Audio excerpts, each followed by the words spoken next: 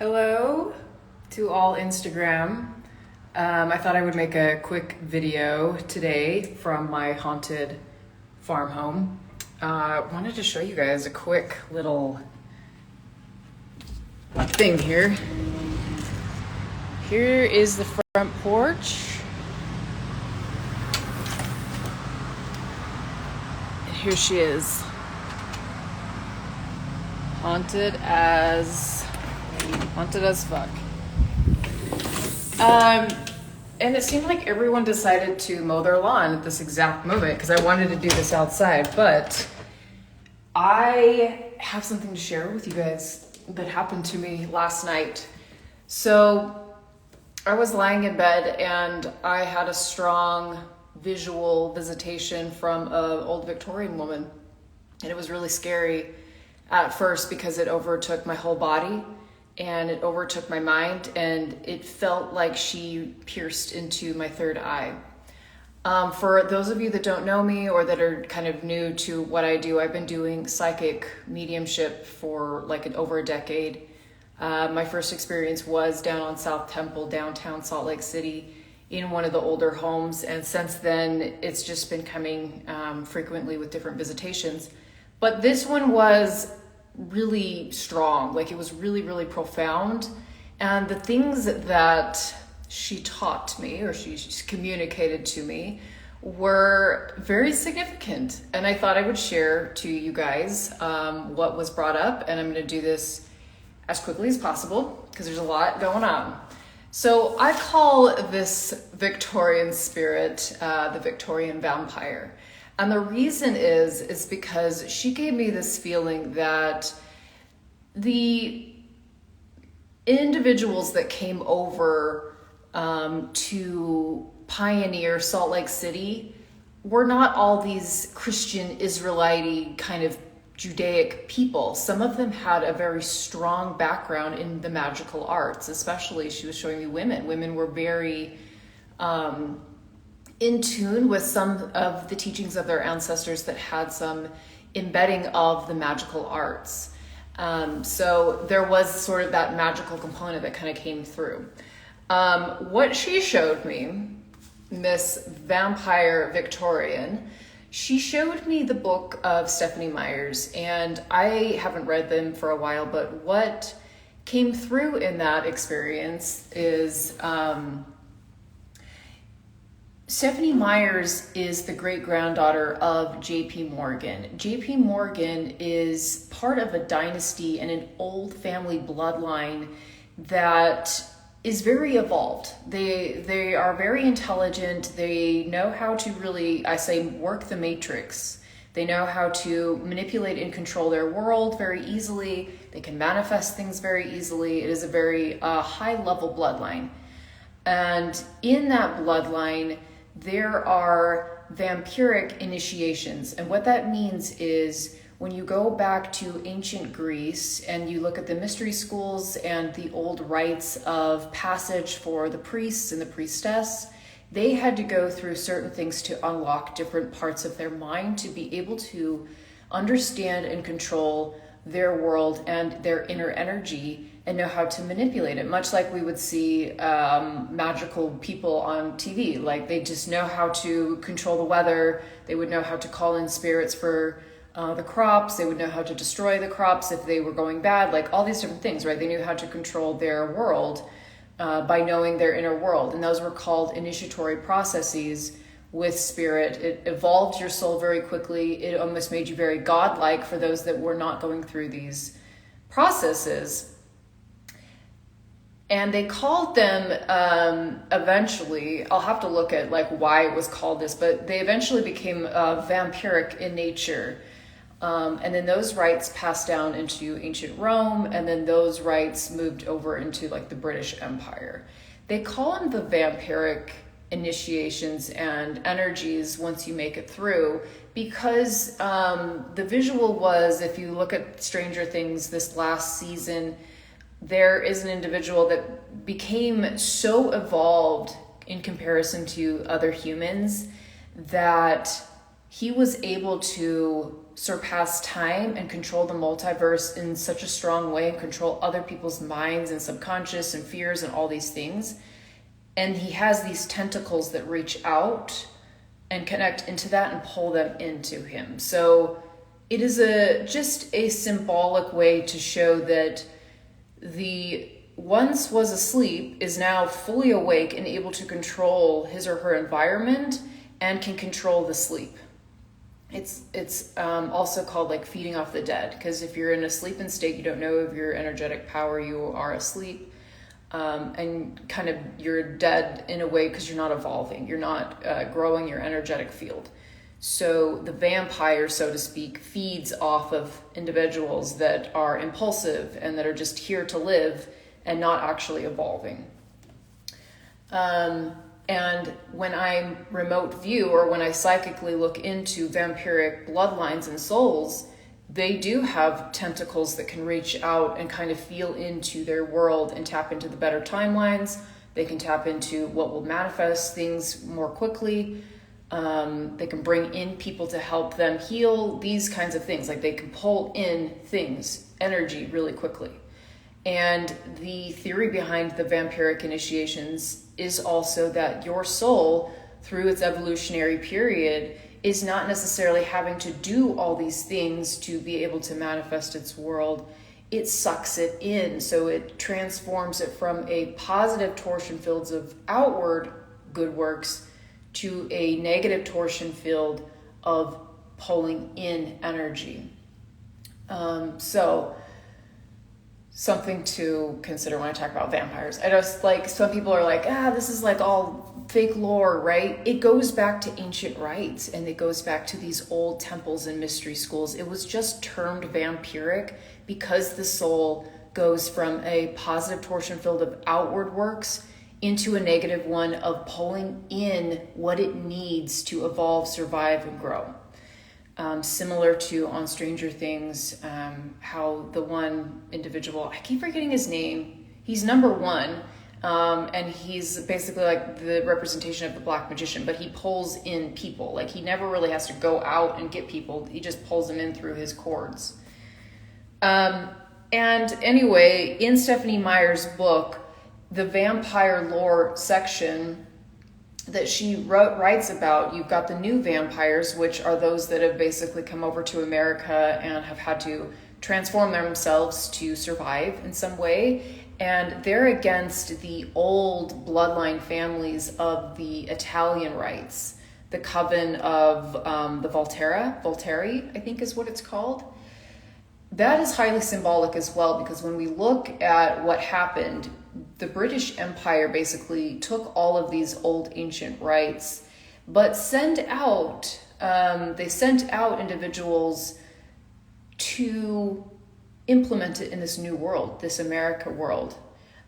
So you have sort of this breed of the old empire, with which the British Empire is considered the old empire, which links into the Vatican, which links into Rome, and that sent out the individuals to establish and architect the new world, which was America.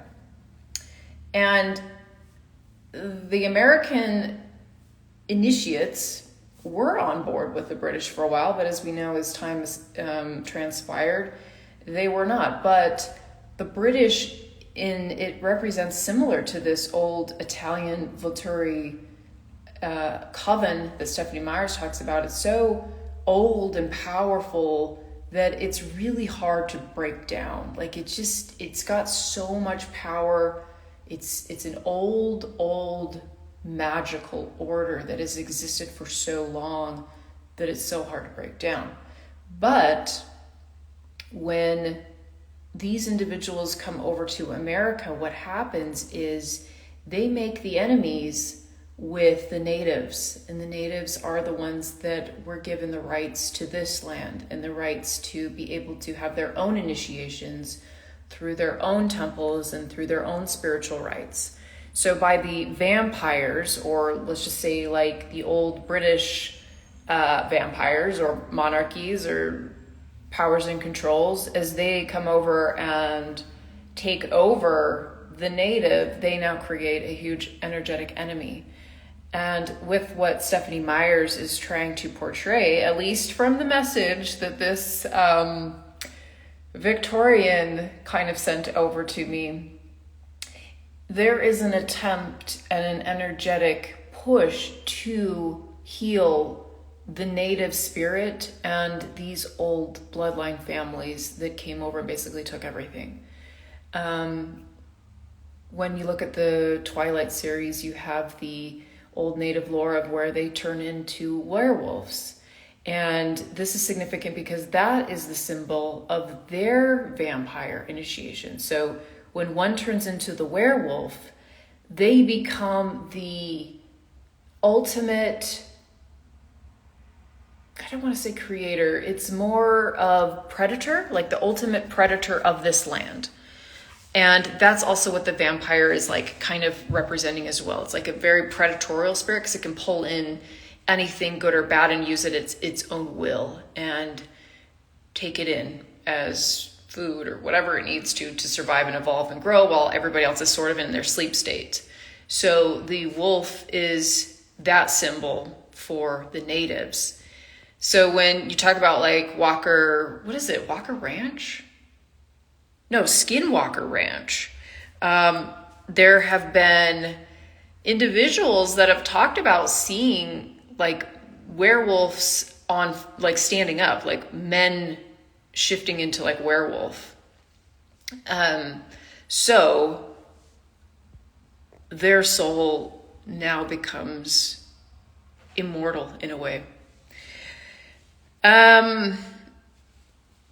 I'm just looking to see like what else. Okay. So the other thing that came with this Stephanie Myers download was that in that book, the vampire, Edward and Bella, they have a child, and Jacob, the werewolf, the native, is able to imprint on that code, on that DNA line, on that bloodline, and they are to come together to heal.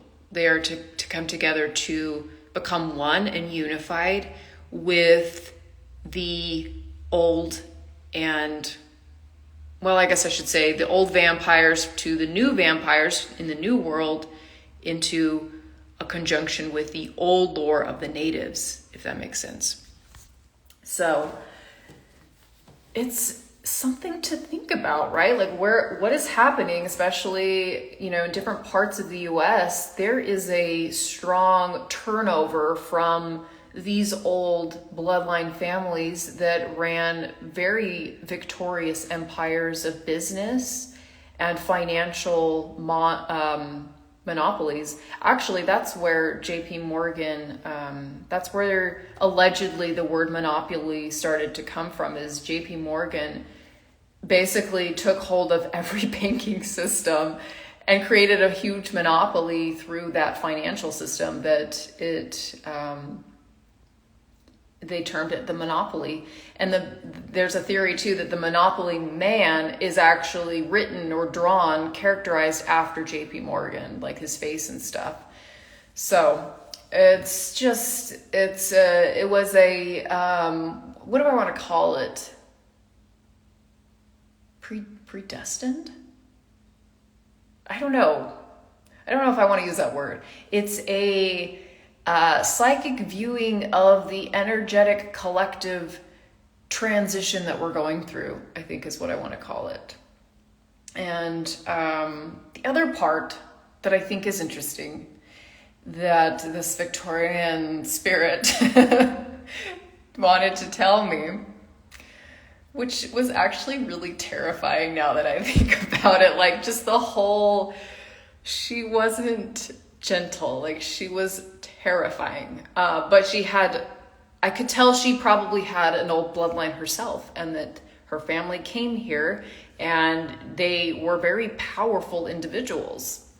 But these things happen where you create enemies through taking over others' spiritual connections and initiations on a land that is actually not your land. This isn't, these grids and these energetic areas were not vampiric in that, so to speak. So they rewrote what the natives did and created a huge battlefield, basically, energetically. And now we're finally at a point where we can bridge those two empires, those two bloodlines and genealogies and stuff. And the other thing she showed me was during this time when America was getting built, there was a huge call to develop land. They needed farmers. They needed to develop agricultural and farming to be able to obviously just grow the empire here, feed people and build this new world. The people that were the best at this were Germanic tribes. They were those of the old Scandinavian and Norse tribes. They were, from what the spirit had communicated, they had a bloodline and an energy very similar to what we would think the natives do here. The Germanic and Scandinavian, they were given their land and their regions as sacred rights to protect, and they were very connected to the energy and the spirit around that land as the sacred keepers, and they were very serious about this. They were not only farmers, but because of the rights that they believed in, similar to the natives, they were warriors. They fought hard for these beliefs and for the right to protect the land. So when the Germanic tribe started to come over to develop this land, they also brought an essence of their gods and of their warrior spirit that the natives are speaking to at this time. So if you have that in your bloodline, or if you've incarnated into a family that had immigrated from those bloodlines, which many do, like Danish, Scandinavian, like Denmark, I don't even know all the Scandinavian, German, like these are very, I don't even know what I want to say. They're warrior tribes. They will fight. And so that energy is now needed to be able to combine with the vampiric lore, which is old psychic initiations. This is my bloodline because I'm from a Greek bloodline, which is the old rites. It's where the Romans took their rites of initiation. But these are old gods of the astrologies and the stars and math and all these things. So they're more logical things. The Germanic tribes and the Scandinavian are really into the warrior spirit of their heart and their land and what they're willing to fight for. So keep that in mind. That was also shown to me that's the third triad, so to speak, of the component that's getting built into this grid right now. And it's getting to the point where we are fighting for a new world. We're fighting to be able to turn over into new energy, which is going to be really fun and really exciting.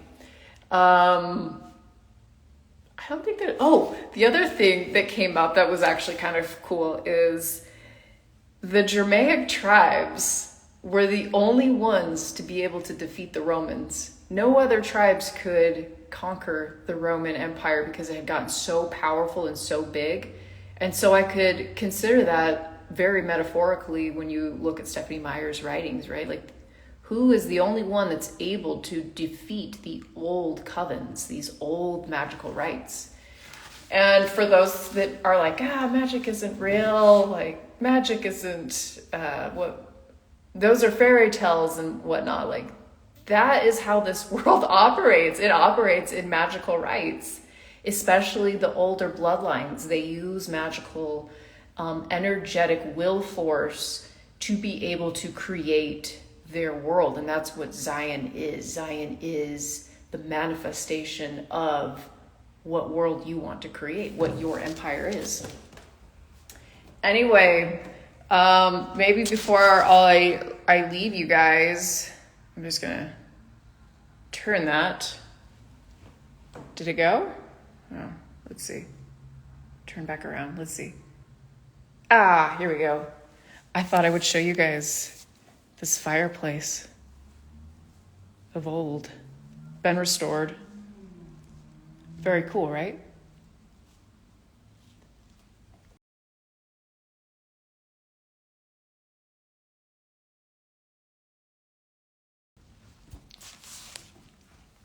All right, that's all I wanted to share. That's my gnosis of the day. Hopefully, I'm getting distracted with the bee. Hopefully, you guys have a good day, and we'll talk to you later.